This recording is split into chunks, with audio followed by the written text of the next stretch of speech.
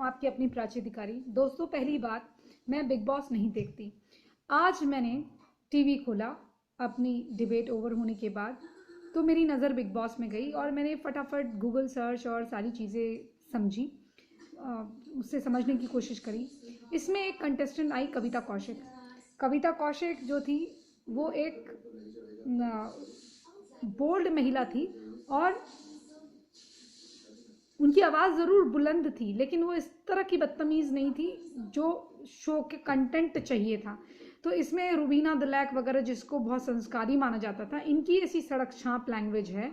और क्योंकि यहाँ पर फेवरिज्म होता है, और मैंने एक चीज़ और देखी, जैस्मीन क्योंकि उसका बॉयफ्रेंड एक मुसलमान है, तो उसको ज़बरदस्ती उसकी तारीफ, उसके प्रति सलमान खान का नज़रिया आप देखिए तो उसके प्रति वो बहुत सॉफ्ट नज़र आता है। ऐसे ही आपको दीपिका, शोएब इब्राहिम जो दीपिका कक्कर थी, वो दीपिका को आपने देखा होगा, उसमें कोई शो जीतने की बात थी ना, उसकी शक्ल अच्छी थी ना वो दिखने में अच्छी थी, बिल्कुल एक औरत नुमा बॉडी थी उसकी, ना उसका स्ट्रक्चर अच्छा था, ना फेस अच्छा था, ना उसकी कोई एक्टिंग इतनी खास थी। वो शो में आई थी पिछली बार जब हम देखा करते थे, उसको जिता दिया, जबकि श्री संत ज़्यादा डिजर्व करता था। वो क्रिकेटर था और जैसा भी था रियल था। अगर आप रियलिटी शो कहते हो तो रियल होने का है। एजाज अजीब सा पागलपंती का बिहेवियर है, अजीब सी ओवर एक्टिंग है, ना अपनी उम्र का लिहाज है, ना उसको एक गरिमा है। और जास्मीन बड़ी सॉफ्ट बच्ची बच्ची सी बनती थी, बॉयफ्रेंड आया तो उसकी असली औकात नजर आई। और छोटी बच्ची नहीं है, 30 साल की है, औरत है, बड़ी बड़ी लड़की है। और वैसे ही ये रुबीना दलैक है, खुद बकवास करते रहती है और बोलना इतना गंदा है। वहीं कविता जो कि अच्छी पर्सनालिटी की थी, जो लगता था मर्दानी टाइप की, उसको इतना इरिटेट कर देते हैं कि वो चले जाती है, उसको ला भी नहीं रहे हैं, जबकि उसको देखने में मज़ा आता था।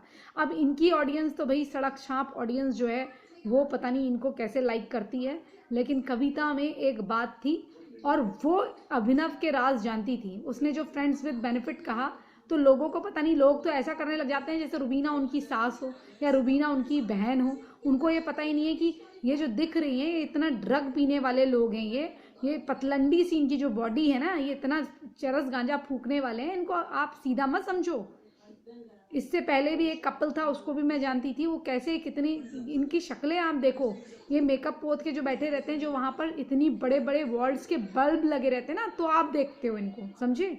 ये जो आपको डे टू डे लाइफ के वीडियो बनाते हैं, ऐसे नहीं बनाते जैसे मैं बना रही हूँ कि मैं यहाँ पर बैठी हूँ, एक टेबल लैंप जल रहा है और मैं यहाँ पर बैठी हूँ और मेरा वीडियो बना दिया। इनकी 10 एडिटिंग के बाद और लाइटिंग सेटिंग के बाद ये वीडियो बनाते हैं। जो भी शूट होता है वो एडिटिंग के लिए जाता है, तो वो कंपनियों से कॉन्ट्रैक्ट होते हैं, ये मामा अर्थ और ये सब जो ऐड कर लेते हैं ये। तो इसलिए आप लोग थोड़ा दिमाग लगाया करो। जो औरत बिल्कुल बोलने नहीं देती है, उसको आप रियल बोल रहे हो। मतलब इतनी डोमिनेटिंग हो तो अपने घर में डोमिनेट करे ना, दूसरे को क्यों डोमिनेट कर रहे हो। तो ये बकवासें ही करना, इसको इतना बेकार, मतलब पहले ही इसे बाइकआउट करा हुआ है हमने, हम इसे देखते नहीं है। इसको मैंने खोल के एकदम से रिसर्च मारा, क्योंकि मैं अपनी डिबेट ढूंढ रही थी, तो मेरी नज़र इस पे पड़ गई। तो मैंने सोचा एक टिप्पणी तो इस पे बनती है, देखा जाए। इतने गंवार कैंडिडेट मतलब इसमें एक राहुल तो ठीक लगा मुझे, राहुल ठीक लगा थोड़ा। वो ठीक है, वो बोलता है, लेकिन जैसा भी है राहुल बेटर था। एक जान था, वो लड़का भी ठीक था, लेकिन वो सहारा ले रहा था निकी का। निकी भी अच्छी है, क्योंकि निकी जैसी भी है, बदतमीज़ है, कुछ है जो भी है, लेकिन इनको पता नहीं कि निकी इनसे ज़्यादा सक्सेसफुल है साउथ में। और जितनी रुबीना की कमाई नहीं होगी, उससे ज़्यादा निकी अपनी कम उम्र में कमा चुकी है। और निकी जैसी भी है रियल है, वो सांवली है, जैसी भी है सुंदर लगती है।